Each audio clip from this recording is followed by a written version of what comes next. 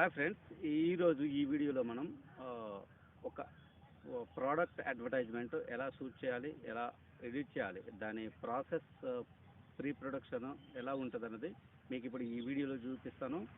Friends, వీడియోలోకి వెళ్ళే ముందు మీరు కనుక నా ఛానల్ కొత్తగా చూస్తున్న వారైతే సబ్స్క్రైబ్ చేసుకోండి. అలాగే పక్కనున్న బెల్ ఐకాన్ని ట్యాప్ చేసి ఆల్ అనే ఆప్షన్ని సెలెక్ట్ చేసుకోండి.